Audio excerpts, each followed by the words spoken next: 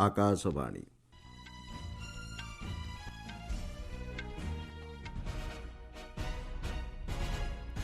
संवाद पढ़ुछंती मलय रंजन मिश्र। मुख्य संवाद परिवेशगत दायित्व युव सशक्तिकरण एवं आंतरिक कल्याण माध्यम विकसित भारत निर्माण पई सामूहिक प्रयास उपरे गुरुत्व देले प्रधानमंत्री। हैदराबाद आज अपराह 9,400 कोटी टंकार बहुविध प्रकल्पर करिवे उद्घाटन और शिलान्यास। तमिलनाडुर मुख्यमंत्री भावे शपथ ग्रहण कले टीवीके मुख्य सी जोसेफ विजय। आसाम बीजेपी नवनिर्वाचित विधायक दल नेता भावे मनोनीत हेले डॉक्टर हिमंत बिश्व शर्मा। पश्चिम एशिया प्रसंग ने अमेरिका और कातार मध्य मियामीठारे होईछि आलोचना एवं आईपीएल क्रिकेट आज खेलाजिब 2टी मैच। परिवेशगत दायित्व युव सशक्तिकरण एवं आंतरिक कल्याण माध्यम एक विकसित भारत निर्माण पई सामूहिक प्रयास उपरे प्रधानमंत्री नरेंद्र मोदी गुरुत्व आरोप करिसेंति। बेंगालुरु रे आर्ट ऑफ लिविंग संस्थार 45तम वार्षिक समारोह में अंशग्रहण करने सहित नवनिर्मित ध्यान मंदिर को उद्घाटन करने अवसर में श्री मोदी यह कहिसेंति। से कहिसेंति सेवा आध्यात्मिकता एवं सामाजिक परिवर्तन को प्रोत्साहन प्रदान करिबारे आर्ट ऑफ लिविंग फाउंडेशन गुरुत्वपूर्ण भूमिका निर्वाह करुछि। सामाजिक स्तर में अंशग्रहण राजनीतिक व्यवस्था अपेक्षा अधिक शक्तिशाली एवं राष्ट्र निर्माण पई अत्यंत गुरुत्वपूर्ण बोली श्री मोदी कहिसेंति। विकसित भारत का निर्माण ऐसे युवाओं से ही होगा जो युवा मानसिक रूप से शांत हो, जो सामाजिक रूप से जिम्मेदार हो और जो समाज के प्रति संवेदनशील हो। इसलिए स्पिरिचुअल वेलबींग, मेंटल हेल्थ, योग, मेडिटेशन, इस पर काम करने वाली आपकी ये महत्वपूर्ण गतिविधि, इन सब की भूमिका बहुत बहुत अहम है। प्रधानमंत्री श्री मोदी आज कर्नाटक और तेलंगाना गस्तरे अछंती। हैदराबाद अपराह श्री मोदी प्राय 9,400 कोटी टंकार बहुविध प्रकल्पर उद्घाटन और शिलान्यास करिवे। तामिलगा भेट्रे काजागम टीवीके मुख्य सी जोसेफ विजय तमिलनाडुर मुख्यमंत्री भावे शपथ ग्रहण करिसेंति। नेहरू इंडोर स्टाडियम ठारे पूर्वाह्न 10टारे अनुष्ठित शपथ ग्रहण समारोह में राज्यपाल राजेन्द्र विश्वनाथ आर्लेकर श्री विजय को पद और गोपनीयतार शपथ पाठ कराइछंती। तांको सहित 9 जन मंत्री भावे शपथ ग्रहण करिसेंति। सेथिरे कैबिनेट मंत्री भावे केजी अरुणराज, आधव अर्जुन, एस आनंद, सेल्वी एस किर्थाना एवं डॉक्टर टीके प्रभु प्रमुख अछंती। शपथ ग्रहण समारोह में कांग्रेस वरिष्ठ नेता राहुल गांधी एवं तमिल चलचित्र शिल्पर बहु विशिष्ट व्यक्ति जोग देइथिले। कांग्रेस, सीपीआई, सीपीआईएम, भिसिके एवं आईयूएमएल सहयोगरे श्री विजय 234 सदस्य विशिष्ट गृहरे 120 जन विधायकों समर्थन लाभ करिसेंति। आसंता बुधवार दिन विधानसभा विश्वास भोटर सम्मुखीन हेबाकू राज्यपाल श्री आर्लेकर मुख्यमंत्री श्री विजय को कहिसेंति। प्रधानमंत्री नरेंद्र मोदी श्री विजय को अभिनंदन जणाइछंती। सामाजिक गणमाध्यम पोस्ट श्री मोदी कहिसेंति राज्यवासी कल्याण पई तमिलनाडु सरकार सह केंद्र सरकार मिलीमिशि कार्य करिवे। तमिलनाडुर टीवीके मुख्य सी जोसेफ विजय नुआ मुख्यमंत्री भावे शपथ ग्रहण करने पर श्रीलंका राष्ट्रपति अनुरा कुमार दिसानायके तांको शुभेच्छा और अभिनंदन जणाइछंती। सामाजिक गणमाध्यम पोस्ट श्री दिसानायके कहिसेंति तमिलनाडु सहित श्रीलंकार इतिहास, संस्कृति, उद्योग एवं पारस्परिक संपर्क बहु पुरातन। व्यापक अर्थनैतिक संकल्प एवं सुजोग माध्यम उभय देश मध्य स्थायी संपर्क बजाय रखिबारे श्रीलंका भारत को सबु प्रकार सहयोग प्रदान करि आसुथबा श्री दिसानायक कहिसेंति। देश में संभाव्य बन्या एवं ग्रीष्म प्रवाह स्थितिर मुकाबिला नहीं स्वराष्ट्रमंत्री अमित शाह आज नुआदिल्ली में उच्चस्तरीय बैठक में प्रस्तुति कार्यर समीक्षा करेंगे। बैठक समय श्री शाह केंद्र सरकार विभिन्न संस्थार प्रस्तुति, प्राक सतर्कता व्यवस्था, संबल उपयोग एवं आंतः संगठन सहयोग आदि विषय में समीक्षा करिवार कार्यसूची रही।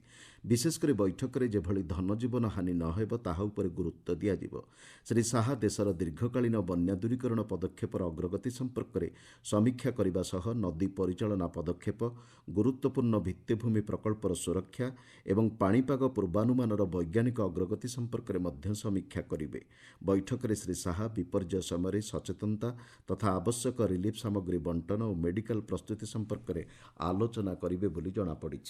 आपण माने संवाद शुणुछंती आकाशवाणी। ଆସାମ ବିଜେପି ନବନିର୍ବାଚିତ ବିଧାୟକ ଦଳ ବୈଠକରେ ଡକ୍ଟର ହିମନ୍ତ ବିଶ୍ୱ ଶର୍ମାଙ୍କୁ ନେତା ଭାବେ ନିର୍ବାଚିତ କରାଯାଇଛି। ଏନ୍ଡିଏ ବିଧାୟକ ଦଳ ବୈଠକରେ ମଧ୍ୟ ଡକ୍ଟର ଶର୍ମା ନେତା ଭାବେ ମନୋନୀତ ହୋଇଛନ୍ତି। ଉଭୟ ବୈଠକରେ କେନ୍ଦ୍ରୀୟ ପର୍ଯ୍ୟବେକ୍ଷକ ଭାବେ ବରିଷ୍ଠ ବିଜେପି ନେତା ଜଗତ ପ୍ରକାଶ ନଡ୍ଡା ଏବଂ ସହ ପର୍ଯ୍ୟବେକ୍ଷକ ଭାବେ ନାୟବ ସିଂ ସାଇନି ଉପସ୍ଥିତ ଥିଲେ। ନେତା ନିର୍ବାଚିତ ହେବା ପରେ ଡକ୍ଟର ବିଶ୍ୱ ଶର୍ମା ଲୋକଭବନକୁ ଯାଇ ରାଜ୍ୟପାଳ ଲକ୍ଷ୍ମଣ ପ୍ରସାଦ ଆଚାର୍ଯ୍ୟଙ୍କୁ ଭେଟିବା ସହ ସରକାର ଗଠନ ନେଇ ଦାବି ଉପସ୍ଥାପନ କରିଛନ୍ତି। ଆସନ୍ତା ମଙ୍ଗଳବାର ଦିନ ଶପଥ ଗ୍ରହଣ ସମାରୋହ ଅନୁଷ୍ଠିତ ହେବାର କାର୍ଯ୍ୟସୂଚୀ ରହିଛି। ମିଳିଥିବା ସୂଚନା ଅନୁଯାୟୀ ଖାନପଡ଼ାର ପ୍ରାଣୀ ଚିକିତ୍ସା ମହାବିଦ୍ୟାଳୟ ପଡ଼ିଆରେ ସମାରୋହ ଅନୁଷ୍ଠିତ ହେବା ନେଇ ପ୍ରସ୍ତୁତି ଚାଲିଛି। ସମାରୋହରେ ପ୍ରଧାନମନ୍ତ୍ରୀ ନରେନ୍ଦ୍ର ମୋଦି, ସ୍ୱରାଷ୍ଟ୍ରମନ୍ତ୍ରୀ ଅମିତ ଶାହାଙ୍କ ସମେତ କେନ୍ଦ୍ର ମନ୍ତ୍ରିମଣ୍ଡଳର ସଦସ୍ୟ ଓ ବିଜେପି ଶାସିତ ରାଜ୍ୟଗୁଡ଼ିକର ମୁଖ୍ୟମନ୍ତ୍ରୀମାନେ ଯୋଗଦେବେ। ରାଷ୍ଟ୍ରପତି ଦ୍ରୌପଦୀ ମୁର୍ମୁ ପୁଡୁଚେରୀର ନୂଆ ମୁଖ୍ୟମନ୍ତ୍ରୀ ଭାବେ ଏନ୍ ରଙ୍ଗାସ୍ୱାମୀଙ୍କୁ ନିଯୁକ୍ତି ଦେଇଛନ୍ତି। ନିଯୁକ୍ତି ପରେ କେନ୍ଦ୍ରଶାସିତ ଅଞ୍ଚଳ ପୁଡୁଚେରୀର ଉପରାଜ୍ୟପାଳ କେ କୈଳାସନାଥନ ନୂଆ ସରକାର ଗଠନ ଲାଗି ରଙ୍ଗାସ୍ୱାମୀଙ୍କୁ ଆମନ୍ତ୍ରଣ କରିଛନ୍ତି। ଆସନ୍ତା ବୁଧବାର ଦିନ ଶ୍ରୀ ରଙ୍ଗାସ୍ୱାମୀ ମୁଖ୍ୟମନ୍ତ୍ରୀ ଭାବେ ଶପଥ ଗ୍ରହଣ କରିବେ। ଗତ 9 ତାରିଖ ଦିନ ଅନୁଷ୍ଠିତ ନିର୍ବାଚନରେ ଏଆଇଏନ୍ଆର୍ସି ସମର୍ଥିତ ଏନ୍ଡିଏକୁ ସ୍ପଷ୍ଟ ବହୁମତ ମିଳିଥିଲା। ଶ୍ରୀ ରଙ୍ଗାସ୍ୱାମୀ ପଞ୍ଚମ ଥର ପାଇଁ ମୁଖ୍ୟମନ୍ତ୍ରୀ ଭାବେ ଶପଥ ଗ୍ରହଣ କରିବେ। ନାଗାଲାଣ୍ଡରେ ଯାନବାହନଗୁଡ଼ିକରେ ଷ୍ଟିକର ଏବଂ ସାଇନେଜ୍ ବ୍ୟବହାର ଉପରେ କଟକଣା ଲାଗୁ କରାଯାଇଛି। ଧର୍ମଭିତ୍ତିକ ଏନ୍ଜିଓ ସମ୍ପର୍କିତ ଏବଂ ଅନ୍ୟାନ୍ୟ ଅନଧିକୃତ ସ୍ଲୋଗାନ ତଥା ପ୍ରଦର୍ଶନ ଉପରେ ରାଜ୍ୟ ସରକାର ପ୍ରତିବନ୍ଧକ ଲାଗୁ କରିଛନ୍ତି। ମୋଟରଯାନ ଆଇନ ଏବଂ ତତ୍ସଲଗ୍ନ ନିୟମାବଳୀର ବ୍ୟବସ୍ଥା ଅନୁଯାୟୀ ପୂର୍ବ ଅନୁମତି ବିନା ବ୍ୟକ୍ତିଗତ ତଥା ସାର୍ବଜନୀନ ଯାନବାହନଗୁଡ଼ିକରେ ଏଭଳି ପ୍ରଦର୍ଶନ ନ କରିବାକୁ କୁହାଯାଇଛି। ଚଳିତ ବର୍ଷ ଆରମ୍ଭରେ ସଡ଼କ ପରିବହନ ଓ ରାଜପଥ ମନ୍ତ୍ରଣାଳୟର ପରାମର୍ଶ ଆଧାରରେ ଏପରି ପଦକ୍ଷେପ ଗ୍ରହଣ କରାଯାଇଥିବା ରାଜ୍ୟ ପରିବହନ ବିଭାଗ ପକ୍ଷରୁ କୁହାଯାଇଛି। ଗତ 30 ତାରିଖରେ ଏହି ବିଜ୍ଞପ୍ତି ଜାରି କରାଯାଇଛି। ବିଜ୍ଞପ୍ତି ପ୍ରକାଶର 45 ଦିନ ମଧ୍ୟରେ ଘୋଷିତ ସମସ୍ତ ପ୍ରଦର୍ଶନକୁ ଯାନବାହନରୁ ହଟାଇବା ପାଇଁ ଗାଡ଼ି ମାଲିକଙ୍କୁ ନିର୍ଦ୍ଦେଶ ଦିଆଯାଇଛି। ଉଲ୍ଲଂଘନକାରୀଙ୍କ କ୍ଷେତ୍ରରେ କଠୋର କାର୍ଯ୍ୟାନୁଷ୍ଠାନ ଗ୍ରହଣ କରାଯିବ ବୋଲି ସତର୍କ ସୂଚନା ଦିଆଯାଇଛି।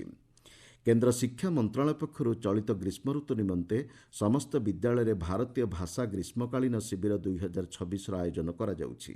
ସାମାଜିକ ଗଣମାଧ୍ୟମ ପୋଷ୍ଟରେ କେନ୍ଦ୍ର ଶିକ୍ଷା ମନ୍ତ୍ରଣାଳୟ କହିଛି, ଏହି ଶିବିର ସପ୍ତାହେ ବ୍ୟାପୀ ଚାଲିବ। ଭାରତର ବିଭିନ୍ନ ଭାଷାଭାଷୀଙ୍କ ମଧ୍ୟରେ ଆତ୍ମପରିଚୟ, ଶବ୍ଦ ଗଠନ ଜ୍ଞାନ, ଦୈନନ୍ଦିନ ଜୀବନରେ ବ୍ୟବହୃତ କଥୋପକଥନ ଏବଂ ସାଂସ୍କୃତିକ ଭାବ ବିନିମୟ ହେଉଛି ଏହି ଶିବିର ଆୟୋଜନର ମୁଖ୍ୟ ଉଦ୍ଦେଶ୍ୟ। ଜାତୀୟ ଶିକ୍ଷାନୀତି 2020 ଆଧାରରେ ଭାରତୀୟ ସାଙ୍କେତିକ ଭାଷାକୁ ପ୍ରାଧାନ୍ୟ ଦେବା ଉପରେ ଗୁରୁତ୍ୱ ଦିଆଯାଉଛି। କେନ୍ଦ୍ର ଶିକ୍ଷାମନ୍ତ୍ରୀ ଧର୍ମେନ୍ଦ୍ର ପ୍ରଧାନ ଗତବର୍ଷ ଏହି ପ୍ରୟାସ ଆରମ୍ଭ କରିଥିଲେ। ପଶ୍ଚିମ ଏସିଆ ପ୍ରସଙ୍ଗ ନେଇ ଆମେରିକା ଏବଂ କାତାର ମଧ୍ୟରେ ମିଆମିଠାରେ ଆଲୋଚନା ହୋଇଛି।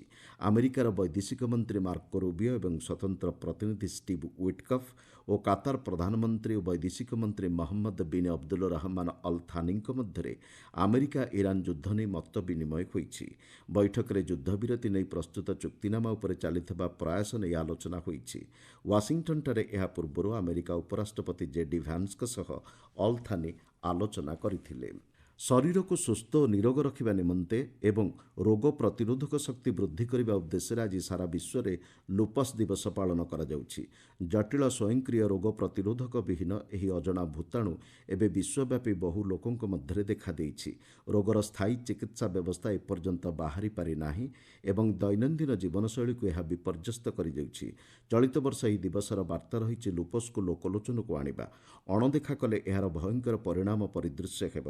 ଏହି ରୋଗର ପ୍ରଭାବରେ ଶରୀରର କୋଷ ଏବଂ ବିଭିନ୍ନ ଅଙ୍ଗ ପ୍ରତ୍ୟଙ୍ଗ ଆକ୍ରାନ୍ତ ହେବା ସହ ଖଞ୍ଜା, ଚର୍ମ, ବୃକକ୍, ହୃତ୍ପିଣ୍ଡ ଏବଂ ଫୁସ୍ଫୁସ୍ କ୍ଷତିଗ୍ରସ୍ତ ହୋଇଥାଏ। ଆଇପିଏଲ୍ କ୍ରିକେଟରେ ଆଜି 2ଟି ମ୍ୟାଚ୍ ଖେଳାଯିବ। ଅପରାହ୍ନ 3:30ଟାରେ ଚେନ୍ନାଇର ଏମ୍ଏ ଚିଦାମ୍ବରମ୍ ଷ୍ଟାଡିୟମ୍ଠାରେ ଲକ୍ଷ୍ନୌ ସୁପର ଜାୟାଣ୍ଟସ୍ ଏବଂ ଚେନ୍ନାଇ ସୁପର କିଙ୍ଗସ୍ ମଧ୍ୟରେ ମ୍ୟାଚ୍ ଅନୁଷ୍ଠିତ ହେବ। ଦ୍ୱିତୀୟ ମ୍ୟାଚ୍ରେ ରୟାଲ୍ ଚ୍ୟାଲେଞ୍ଜର୍ସ ବେଙ୍ଗାଲୁରୁ ଏବଂ ମୁମ୍ବାଇ ଇଣ୍ଡିଆନ୍ସ ପରସ୍ପରକୁ ଭେଟିବେ। ରାୟପୁରର ଶହୀଦ ବୀରନାରାୟଣ ସିଂହ ଆନ୍ତର୍ଜାତିକ ଷ୍ଟାଡିୟମ୍ଠାରେ ଏହି ମ୍ୟାଚ୍ ସନ୍ଧ୍ୟା 7:30ଟାରେ ଆରମ୍ଭ ହେବ। ମୁଖ୍ୟ ସମ୍ବାଦଗୁଡ଼ିକ ପୁଣିଥରେ। ପରିବେଶଗତ ଦାୟିତ୍ୱ, ଯୁବ ସଶକ୍ତିକରଣ ଏବଂ ଆନ୍ତରିକ କଲ୍ୟାଣ ମାଧ୍ୟମରେ ବିକଶିତ ଭାରତ ନିର୍ମାଣ ପାଇଁ ସାମୂହିକ ପ୍ରୟାସ ଉପରେ ଗୁରୁତ୍ୱ ଦେଲେ ପ୍ରଧାନମନ୍ତ୍ରୀ।